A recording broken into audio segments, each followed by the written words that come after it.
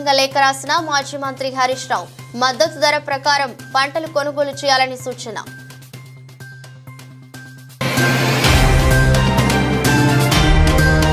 వైకాపా హయాంలో మున్సిపల్ శాఖ నిర్వీర్యం. 2014 నుంచి 19 వరకు టీడీపీ అనేక పనులు చేశామంటూ స్పష్టం.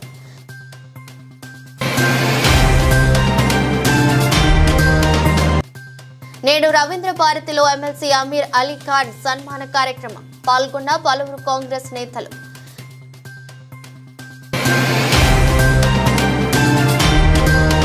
కిటకిటలాడుతున్న సీజనల్ వ్యాధుల నియంత్రణపై అధికారులతో మంత్రి సమీక్ష.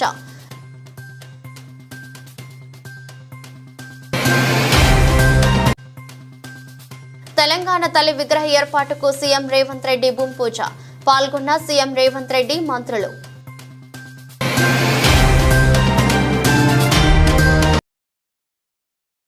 ఏపీలో వైరల్ జ్వరాలు, డయేరియా తదితర లక్షణాలతో వేలాది మంది బాధపడుతున్నారు. ప్రభుత్వ, ప్రైవేటు ఆసుపత్రుల్లో వేలాది మంది చికిత్స పొందుతున్నారు. ఈ నేపథ్యంలో రాష్ట్రంలో సీజనల్ వ్యాధుల నియంత్రణపై సచివాలయం నుంచి వైద్య ఆరోగ్య శాఖ మంత్రి సత్యకుమార్ యాదవ్ మంగళవారం వీడియో కాన్ఫరెన్స్ ద్వారా అన్ని జిల్లాల వైద్యకారులు, సిబ్బందితో సమీక్ష సమావేశం నిర్వహించారు. డెంగ్యూ, మలేరియా, డయేరియా తదితర సీజనల్ వ్యాధులకు సంబంధించి ముందు జాగ్రత్తలు చర్యలు తీసుకోవాలని అధికారులకు సూచించారు.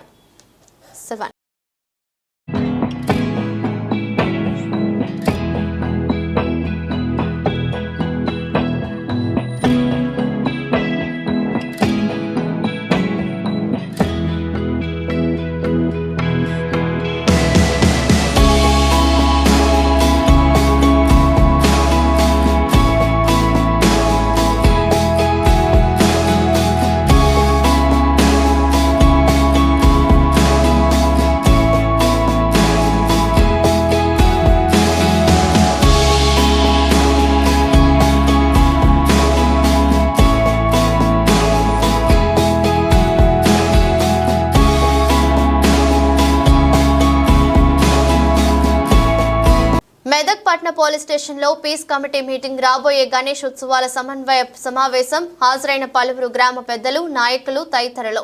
ప్రజాక్షేమాన్ని దృష్టిలో ఉంచుకొని అన్ని కులాల మత పెద్దలతో మెదక్ పట్న పోలీస్ స్టేషన్ లో పీస్ కమిటీ సమావేశం ఏర్పాటు. పోలీస్ శాఖకు సాయంగా ఉండి గణేష్ పండుగను ఆనందంగా నిమజ్జనం చేయాలని మండపాల నిర్వాహకులకు సూచనలు. సమస్యాత్మక ప్రాంతాలు ఉంటే భద్రత అవసరమైన చోట్ల ప్రత్యేక పికెట్ ఏర్పాటు. సామాజిక మాధ్యమాల్లో తప్పుడు వదంతులు నమ్మవద్దని, సామాజిక మాధ్యమాల్లో తప్పుడు పోస్టులు పెడితే కఠిన చర్యలు తీసుకుంటామని, తప్పుడు ప్రచారం చేసే వారిపై చట్టపరమైన చర్యలు జిల్లా SP Shri D Uday Kumar Reddy IPS తెలిపారు. Mallikarjun Goud municipal vice chairman గారు, బీజేపీ మెదక్ ఐసీ పంజా విజయ్ కుమార్ గారు, కౌన్సిలర్లు Prabhu Reddy, Lakshminarayana Goud, Vanjari Raju, Boddula Krishna, Avari Shekar, AK Reddy, Kasapuram Madhu, Ramagiri Srinivas, Gangadhar, Arif Hussain, RL Aravind Goud, Syed Munna, Joy Murray, Samson, Sandeep Ahmed తదితరులు పాల్గొన్నారు.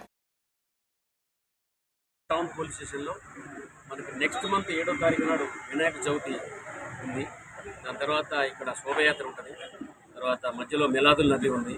దాని తర్వాత మనకి దుర్గామాత ఉంది. వీటన్నిటిని దృష్టిలో పెట్టుకొని పీస్ కమిటీ మీటింగ్ పెట్టడం జరిగింది. దీనికి టౌన్లో ఉన్న కౌన్సిలర్లు, వైస్ చైర్మన్, తర్వాత మిగిలిన మత పెద్దలు, తర్వాత అందరూ కూడా ఇక్కడ రావడం జరిగింది. వాళ్ళందరికీ కూడా కొన్ని సూచనలు చేశారు. మేము కూడా కొన్ని ఇన్స్ట్రక్షన్స్ చెప్పాము. నెక్స్ట్ గణేష్ ఫెస్టివల్, తర్వాత మిలాదుల్ నబీ అన్నీ కూడా పీస్ఫుల్గా అయ్యే విధంగా తోడ్పాటు కోసం వాళ్ళతో మాట్లాడడం జరిగింది. వాళ్ళ సూచనల ప్రకారం, మా యొక్క ఇన్స్ట్రక్షన్ ప్రకారం మీ అందరి సూచనలతోటి పీస్ఫుల్గా అయ్యే విధంగా చేసే విధంగా మేము బందోబస్తు ఏదైనా చేస్తాం.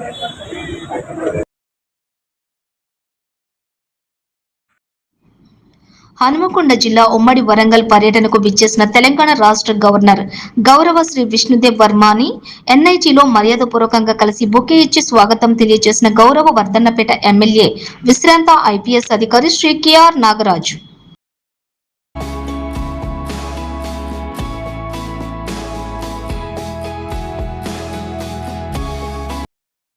నియోజకవర్గం రేగిడి మండల కాంప్లెక్స్ లో ఉన్న నూతన తహసీల్దార్ కార్యాలయం వద్ద అసాంఘిక కార్యక్రమాలు నిత్యం జరుగుతున్నాయి. ఇక్కడ ప్రతిరోజు సాయంత్రం నుంచి మందుబాబులకు నిలయంలుగా మారి బారులను తలపిస్తున్నాయి. అసలు ఇక్కడ ఏం జరుగుతుందోనని స్థానిక అధికారులకు తెలియని పరిస్థితి నెలకొంది. మద్యం సీసాలు నూతన తహసీల్దార్ కార్యాలయం వద్ద చూస్తే ఏం జరుగుతుందోనని చెప్పవచ్చు. అలాగే ఈ కార్యాలయం వద్ద ప్రేమికులు వచ్చి ఇష్టానుసారంగా వ్యవహరించి అసాంఘిక కార్యక్రమాలు చేపడుతున్నారు. మందుబాబులు ఆగడాలకు అక్కడ ఏర్పాటు చేసిన అద్దాల కిటికీలను పగలగొట్టారు. 2018 ఏప్రిల్ 22న అప్పటి టీడీపీ ప్రభుత్వ హయాంలో ఎస్డీపీ నిధులతో అప్పటి జిల్లా కలెక్టర్ జవహర్ రెడ్డి 90 లక్షల రూపాయలతో నూతన తహసీల్దార్ కార్యాలయం మంజూరు చేశారు.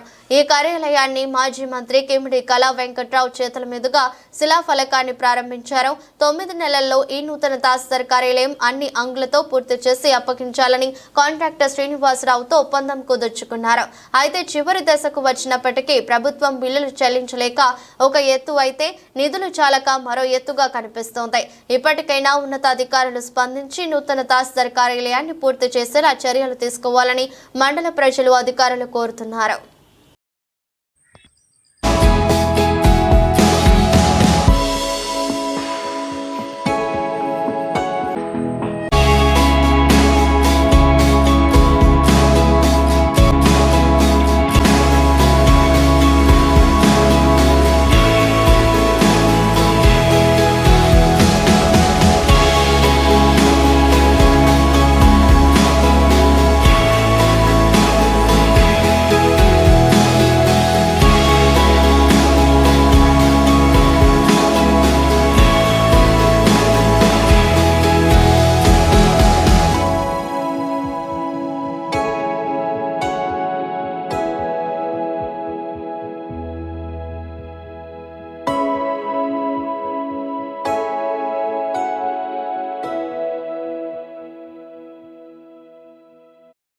మంచిర్యాల జిల్లా బెల్లంపల్లి గంజాయి నిర్మూలనకు ప్రతి ఒక్కరూ సహకరించాలని బెల్లంపల్లి ఏసీపీ రవికుమార్ అన్నారు. మంగళవారం తెల్లవారుజామున పట్టణంలోని 20, 21, 22 వార్డుల్లో కార్డన్ సెర్చ్ నిర్వహించారు. డ్రాగ్ స్క్వాడ్ తో అనుమానిత వ్యక్తుల ఇళ్లలో తనిఖీలు చేపట్టారు. ధృవీకరణ పత్రాలు లేని 45 ద్విచక్ర వాహనాలు ఆటో స్వాధీనం చేసుకున్నారు. ఈ సందర్భంగా బూడిదగడ్డ చౌరస్తాలో ఏర్పాటు చేసిన కార్యక్రమంలో ఏసీపీ మాట్లాడారు. బెల్లంపల్లిలో అనుమానిత వ్యక్తులు సంచరించిన ఆశ్రయం పొందిన పోలీసులకు సమాచారం అందించాలని తెలిపారు. ఈ కార్యక్రమంలో సిఐలు ఎన్ దేవయ్య, ఆఫ్టాలుద్దీన్, బెల్లంపల్లి సబ్ డివిజన్ పరిధిలోని ఎస్ఐలు సిబ్బంది పాల్గొన్నారు.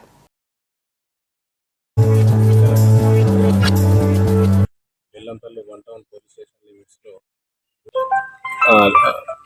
ఇల్లీగల్గా వాళ్ళకి యాక్షన్ తీసుకొని మళ్ళీ ఇచ్చేస్తాము. అట్లాగే ఒక ఆటోను కూడా సీజ్ చేయడం జరిగింది. ఈ డాగ్ తోటి మనము కొన్ని హౌజెస్ని గతంలో సమాజానికి అంతా చెడు చేస్తాయి కాబట్టి అన్నా కూడా మీరు మాకు తెలియజేసినట్టయితే మీ యొక్క అటువంటి పేరు ఎక్కడ చెప్పకుండా మేము వాళ్ళ మీద యాక్షన్ తీసుకుంటాము. ఎందుకంటే డ్రగ్స్ అనే దానికి ఈ మధ్య యువత కూడా బాగా బానిస అవుతుంది. ప్లస్ మన ఏరియాలో ఉన్నటువంటి పిల్లలు కూడా, చిన్న పిల్లలు కూడా తెలియకుండా వాటికి అలవాటయ్యే అవకాశం ఉంది. కాబట్టి మీరు ఎవరైనా అట్లా సస్పెక్ట్ అనిపించిన వాళ్ళ పేర్లు ఉన్నా కూడా మాకు చెప్పాలి. శాంతియుత వాతావరణంలో పండుగలు జరుపుకోవాలని Ramagundam police commissioner M Srinivasulu అన్నారు. రామగుండం కమిషనరేట్ ఆవరణలో మంగళవారం మంచిర్యాల, పెద్దపల్లి జిల్లాలకు చెందిన వివిధ మతాల పెద్దలు, శాంతి కమిటీ సభ్యులతో సమావేశం నిర్వహించారు. సలహాలు, సూచనలు తీసుకున్నారు. అనంతరం సిపి శ్రీనివాసులు మాట్లాడుతూ గణేష్ చతుర్థి, మిలాద్ ఉన్న నబీ పండుగలను ప్రశాంత వాతావరణంలో నిర్వహించుకోవాలని అన్నారు. గత ఏడాది మంచిర్యాల జిల్లాలో 1981 వినాయక విగ్రహాలు నెలకొల్పారని, ఈసారి ఆ సంఖ్య పెరిగే అవకాశం ఉందని చెప్పారు. సోషల్ మీడియాలో వచ్చే అసత్య ప్రచారాలను నమ్మి శాంతి భద్రతలకు విఘాతం కలిగించొద్దని, ఏదైనా సమాచారం ఉంటే కమిషనరేట్లోని కంట్రోల్ రూమ్ 8712656597 డైల్ 100 నంబర్లకు అందించాలని తెలిపారు. ఈ సమావేశంలో డీసీపీలు భాస్కర్, చేతన, ఏసీపీలు ప్రకాష్, వెంకటేశ్వర్లు, రవికుమార్, మల్లారెడ్డి, రాఘవేంద్రరావు, నరసింహులు, వెంకటస్వామి, ప్రతాప్, సిఐలు, ఎస్ఐలు పాల్గొన్నారు.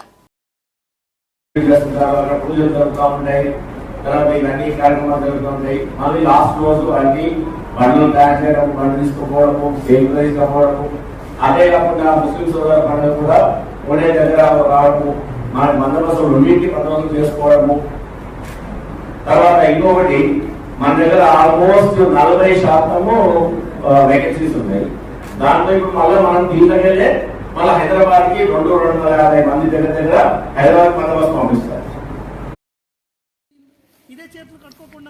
వర్ధన్నపేట మండలం జిల్లంద గ్రామంలోని కాకతీయ స్కూల్లో ప్రత్యేక వైద్య శిబిరాన్ని ఏర్పాటు చేసినట్లు స్కూల్ హెడ్ మాస్టర్ బొడిశాల శ్రీనివాసులు తెలిపారు. సీజనల్ వ్యాధుల పట్ల అప్రమత్తంగా ఉండాలని విద్యార్థులకు సూచించారు. ఈ కార్యక్రమంలో పల్లె దవాఖానా మెడికల్ ఆఫీసర్ డాక్టర్ సురేష్ పాల్గొని పిల్లలకు పలు సూచనలు చేశారు. అదేవిధంగా పరిసరాల పరిశుభ్రత మరియు వ్యక్తిగత పరిశుభ్రత గురించి పలు సూచనలు చేశారు. పరిశుభ్రమైన దుస్తులను ధరించాలని, వ్యాధుల బారిన పడినచో వెంటనే డాక్టర్ సలహాలు పాటించాలని సూచించారు. ఈ కార్యక్రమంలోని హెల్త్ సూపర్వైజర్ డాక్టర్ రాజు, స్వర్ణ మరియు హెల్త్ అసిస్టెంట్ ముత్యం రెడ్డి, ప్రేమ్ ప్రసాద్, అపరంజితో పాటు ఆశా కార్యకర్తలు కోమలత, శోభ, ఉపాధ్యాయులు అబర్ల సాయిలు ఇతరులు పాల్గొన్నారు. మనం హెల్తీగా ఉన్నప్పుడే, ఆరోగ్యంగా ఉన్నప్పుడే చదువు కూడా చదవగలుగుతాం. ఆరోగ్యంగా లేనప్పుడు చదువు కూడా చదవలేము. మనకు జ్వరం వచ్చిందనుకో చదవగలుగుతామా? చదవలేము. హెడేక్ వచ్చిందనుకో చదవగలుగుతామా? చదవలేము. స్టమక్ పెయిన్ వచ్చిందనుకో చదవలేము. కాబట్టి ఆరోగ్యం అనేది మోస్ట్ ఇంపార్టెంట్. ఈ ఆరోగ్యంగా ఉండాలంటే సార్ మనకి ఇంతకుముందు చెప్పింది ఏమేమి చేయాలని. ఫస్ట్ వ్యక్తిగత పరిశుభ్రత, తర్వాత పరిసరాల పరిశుభ్రత. మనం వ్యక్తిగతంగా ప్రతిరోజు స్నానం చేయాలి. వాకింగ్ ఎవ్రీడే, అవసరమైతే సాయంత్రం కూడా చేసి పడుకోవాలి. బిడ్డ ప్రతిరోజు స్నానం చేసిన తర్వాత శుభ్రమైన బట్ట, దాంట్లో దోమలు పెరిగి అవి వచ్చి మిమ్మల్ని కొట్టినప్పుడు మీకు ఈ మన డెంగ్యూ జ్వరం కానీ మలేరియా జ్వరం కానీ వస్తుంది. అది ఒకటి జ్వరాల గురించి.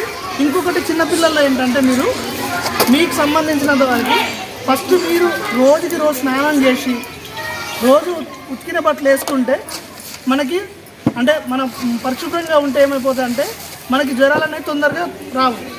ఆడి అవే బట్టలు నైట్ అంతా అవే బట్టలు వేసుకొని అట్లా ఉన్నప్పుడు కూడా ఏమైపోతుందంటే మనకి ఏమైతే ఎక్కువసేపు ఇట్లా మన బట్టలు ఒకే బట్టలు వేసుకొని ఉన్నప్పుడు స్నానం చేయకపోతే చెమట వస్తుంది. వాళ్ళు బాగుంటారు, ఇక్కడ పిల్లలు కూడా బాగుంటారు. ఓకేనా? అర్థమైందా? వర్షాకాలంలో ఉన్నాం కదా, ఈ సీజన్లో ఏంటంటే మనకి ఎక్కువ సీజనల్ బేస్డ్ డిసీజెస్, ఫీవర్స్ ఎక్కువ, వైరల్ ఫీవర్స్ ఎక్కువ వచ్చే ఛాన్సెస్ చాలా ఎక్కువ ఉంటుంది. అర్థమవుతుందా? ఈ ఫీవర్స్ అనేవి ఎట్లా వస్తాయంటే జనరల్గా ఎక్కువగా మనకి ఇంట్లో ఎక్కువగా దోమ కుట్టడం వల్ల డెంగ్యూ కానీ, టైఫాయిడ్ జ్వరం ఇవి ఉంటారు కదా, మలేరియా కానీ, ఇవన్నీ దేనివల్ల వస్తాయంటే దోమ కుట్టడం వల్లనే వస్తాయి. సో ఈ దోమ కుట్టడం వల్ల మనకి జ్వరం అనేది వస్తుంది కాబట్టి ఈ ఫస్ట్ మన ఇంటి చుట్టూ ఏమన్నా నీళ్ళు ఉండి దానిపైన నీళ్ళు ఉండి దాంట్లో మనం అట్లే వదిలేస్తే కూడా దోమలు పెరిగే ఛాన్సెస్ ఉంటాయి. జిల్లా లక్సెట్టిపేట మండల కేంద్రంలో నిర్మిస్తున్న ప్రభుత్వ ఆసుపత్రి, జూనియర్ కళాశాల పక్కా భవన నిర్మాణ పనులను మంగళవారం ఎమ్మెల్యే కుక్కిరాల ప్రేమ్ సాగర్ రావు పరిశీలించారు. ఈ సందర్భంగా ఆయన మాట్లాడుతూ నిర్మాణ పనులను వేగవంతం చేయాలని, నాణ్యత ప్రమాణాలు పాటించాలని సూచించారు. ఆసుపత్రి భవన నిర్మాణం ఆలస్యం చేయొద్దని, రోగులు ఇబ్బందులు పడుతున్నారని తెలిపారు. వర్షాకాలం కావడంతో ప్రజలు ఇబ్బందులు పడుతున్నారని, పనులు జాప్యం చేయొద్దన్నారు. ప్రజల సౌకర్యం కోసమే అభివృద్ధి పనులు చేస్తున్నారు తెలిపారు. కార్యక్రమంలో మండల నాయకులు ఎండిఆర్ఎఫ్, పింగిలి రమేష్, చింత అశోక్, తిరుపతి పాల్గొన్నారు.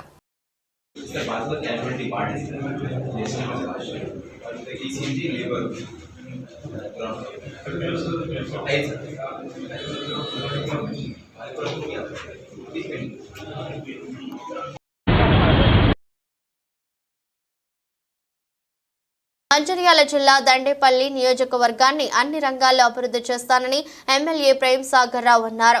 మండలంలోని లింగాపూర్, దండేపల్లి, రెబ్బనపల్లి గ్రామాల్లో మంగళవారం ఆయన అధికారులతో కలిసి పర్యటించారు.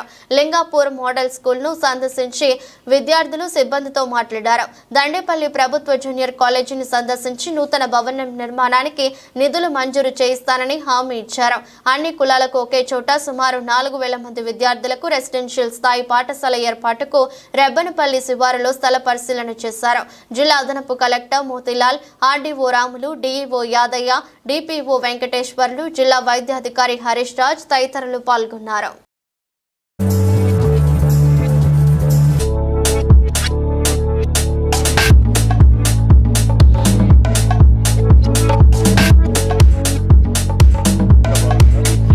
అగ్రికల్చర్ గోడౌన్లు, అదేవిధంగా రాష్ట్రంలో మొట్టమొదటిసారిగా ఐకేపీ వాళ్ళ ద్వారా రైస్ మిల్ పెట్టించే కార్యక్రమం తీసుకున్నాం.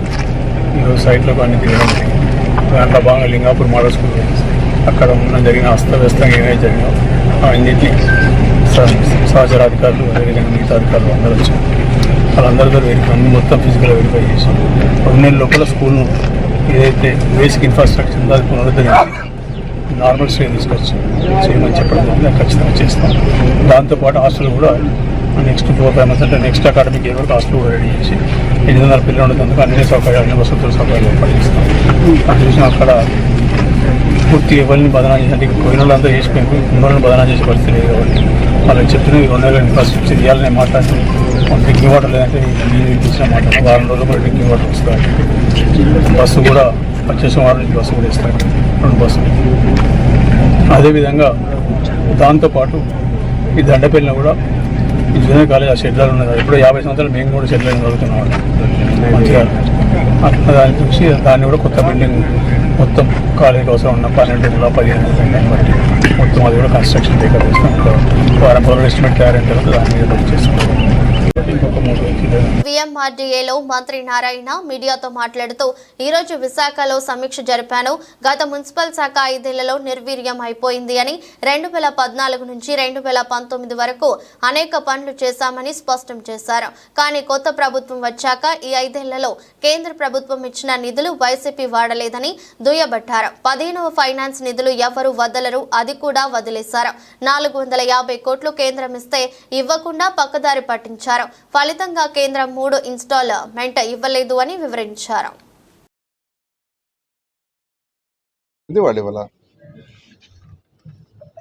ఏషియన్ ఇన్ఫ్రాస్ట్రక్చర్ ఇన్వెస్ట్మెంట్ బ్యాంక్లో నేను 2019 ఫిబ్రవరి నెలలో 5,350 కోట్లు శాంక్షన్ ఇచ్చాం. ఏషియన్ ఇన్ఫ్రాస్ట్రక్చర్ ఇన్వెస్ట్మెంట్ బ్యాంక్లో రోడ్లకి, డ్రైన్స్కి, వాటర్కి 5,350 కోట్లు శాంక్షన్ చేస్తే దాన్ని వదిలేశారు. మన జూన్కి టైం ఎక్స్పైర్ అయిపోయింది. 1 పైసా వాళ్ళు, ఎందుకంటే మ్యాచింగ్ ఫండ్ ఇవ్వాల్సి వస్తుంది.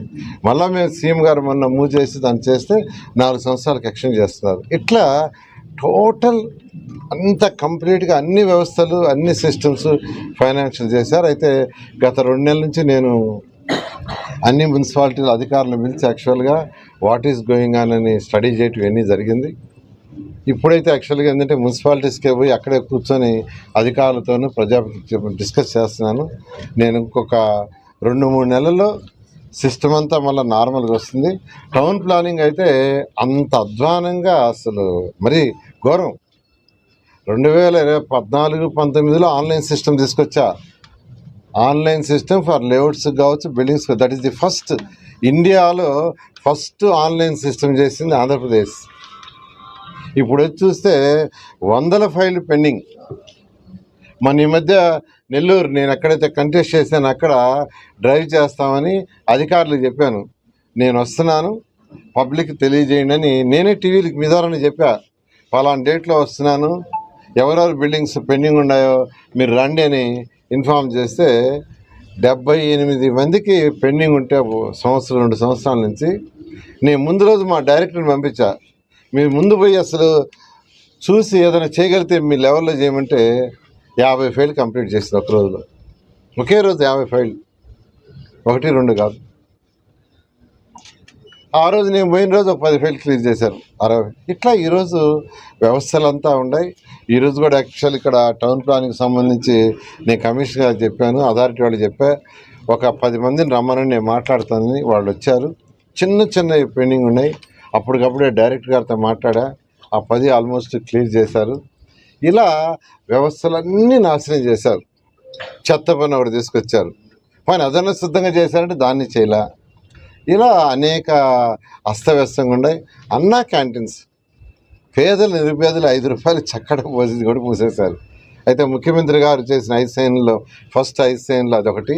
దాన్ని కూడా రాగానే 100 రోజుల్లో చేయమంటే మా మున్సిపల్ శాఖ అధికారులు 100 రోజుల్లో అనేది కేవలం 2 నెలల్లో 100 క్యాంటీన్స్ స్టార్ట్ చేశారు. వాళ్ళైతే 203లో దాదాపు 202 క్యాంటీన్స్ రెడీ చేశారు అధికారులు. అయితే ఎవరైతే ఫుడ్ సప్లై చేసేవాళ్ళు ఉన్నారో వాళ్ళు ఫస్ట్ ఫేజ్లో 100కే కిచెన్ రెడీ చేశారు. కొనుగోలు కేంద్రాలు ఏర్పాటు చేయకుండా నిర్లక్ష్యంగా వ్యవహరిస్తున్న ప్రభుత్వ తీరును ఎండగడుతూ సీఎం రేవంత్ రెడ్డికి మాజీ మంత్రి హరీష్ రావు బహిరంగ లేఖ రాశారు.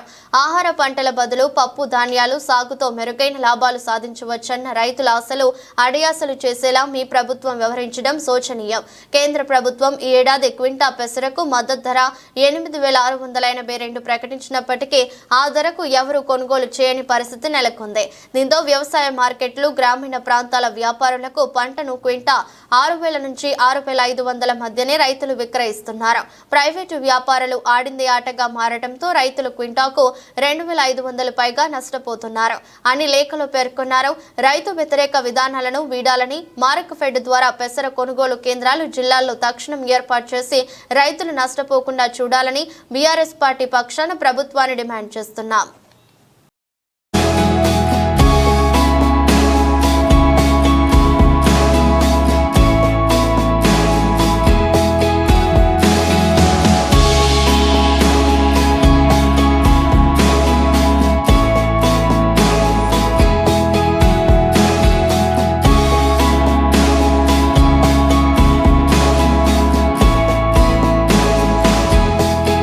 రవీంద్ర భారతిలో జరిగిన ఎమ్మెల్సీ అమీర్ అలీ ఖాన్ సన్మాన కార్యక్రమం ఘనంగా జరిగింది. కాంగ్రెస్ నాయకులు అఫ్సర్ యూసుఫ్ ఆధ్వర్యంలో జరిగిన ఈ సమావేశంలో మాజీ ఎంపీవి హనుమంతరావు అధ్యక్షతన వహించగా కాంగ్రెస్ జాతీయ నాయకులు తారిక్ అన్వర్, డెక్స్ అధ్యక్షులు రోహిన్ రెడ్డి, ఫిషరీస్ చైర్మన్ మెట్టు సాయి కుమార్ తదితరులు పాల్గొన్నారు.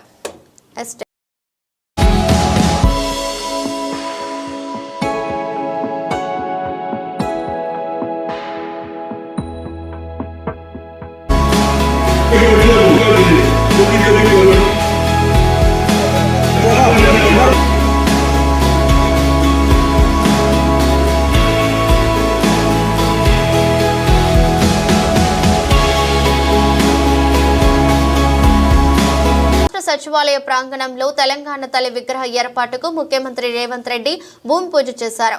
ఈ కార్యక్రమంలో మంత్రులు, ఎమ్మెల్యేలు, ఉన్నతాధికారులు పాల్గొన్నారు. డిసెంబర్ 9వ తేదీన తెలంగాణ తల్లి విగ్రహాన్ని ఆవిష్కరించనున్నారు.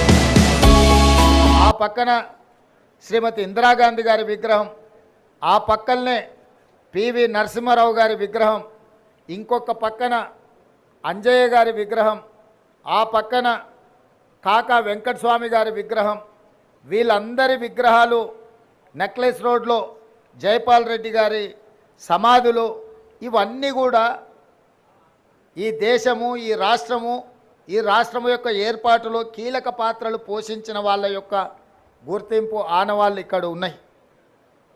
మరి ప్రధానంగా ఇందరి ఉన్న దేశం కోసం ప్రాణాలు అర్పించిన రాజీవ్ గాంధీ గారు లేకపోవడం ఒక లోటుగా భావించినము. ఆ పక్కన అమరవీరుల స్తూపం తెలంగాణ కోసం అమరులైతే సచివాలయానికి అమరవీరుల స్తూపానికి మధ్యలో దేశం కోసం అమరుడైన రాజీవ్ గాంధీ గారి విగ్రహం ఉండాలి.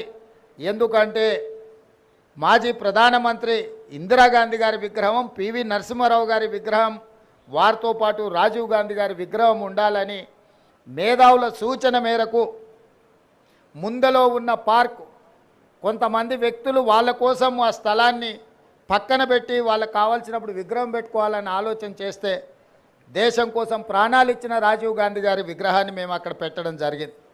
రాజీవ్ గాంధీ గారి విగ్రహాన్ని ఏర్పాటు చేయడానికి కూడా వివాదం చేసి దానికి తెలంగాణ తల్లి విగ్రహానికి ముడిపెట్టిండ్రు. నేను తెలంగాణ ఉద్యమకారులకు, అమరవీరుల కుటుంబాలకు, తెలంగాణ మేధావులకు విజ్ఞప్తి చేయదలుచుకున్నా. 10 సంవత్సరాలు మీరు ముఖ్యమంత్రిగా ప్రభుత్వంలో ఉన్నప్పుడు ఎక్కడే కానీ తెలంగాణ తల్లి విగ్రహాన్ని ఏర్పాటు చేయలేదు. అందుకే ఈరోజు కాదు, జూన్ 2 నాడే నేను చెప్పిన సచివాలయం లోపల తెలంగాణ ప్రజలకు పరిపాలన గుండెకాయ అయిన సచివాలయంలో తెలంగాణ తల్లి విగ్రహ ప్రతిష్టను ఏర్పాటు చేస్తామని జూన్ 2 నాడు నేను అధికారికంగా ప్రకటించిన. ఈ విగ్రహం యొక్క నమూనాను JNTU fine arts college principal మన తెలంగాణ బిడ్డ వారికి ఈ నమూనాను తెలంగాణ ప్రజలు ఏం కోరుకుంటున్నారు, తెలంగాణ తల్లి అంటే దర్పం ఉండాలి, పోరాట పటిమ ఉండాలి, భవిష్యత్ తరాలకు స్ఫూర్తిగా ఉండాలి. నిజంగా మన కన్న తల్లిని చూస్తే మనకెంత సంతోషాన్ని ఎంత ఆత్మవిశ్వాసాన్ని పెంపొందిస్తుందో ఆ తెలంగాణ తల్లి కూడా ఆ విధంగా తెలంగాణ ప్రజలకు దగ్గరగా ఉండాలి. కొద్దిమంది దొరలకు గడీలలో ఉండే వాళ్ళ యొక్క ఆనవాళ్లతో తెలంగాణ తల్లి ఉండకూడదని ఒక నిర్దిష్టమైన అభిప్రాయంతో JNTU fine arts college principal గారికి మేము విజ్ఞప్తి చేయడం జరిగింది. అందుకే ఈరోజు అక్కడో ఇక్కడో ఎక్కడో కాకుండా తెలంగాణ ప్రజల గుండెకాయ అనే సచివాలయంలో తెలంగాణ తల్లి యొక్క విగ్రహాన్ని పెట్టాలి అని ఈ ప్రజాప్రభుత్వం నిర్ణయం తీసుకొని ఈరోజు శంకుస్థాపన కార్యక్రమాన్ని మనం ప్రారంభించుకున్నాము. డిసెంబర్ 9 మనం విగ్రహాన్ని ఆవిష్కరించుకోబోతున్నాం.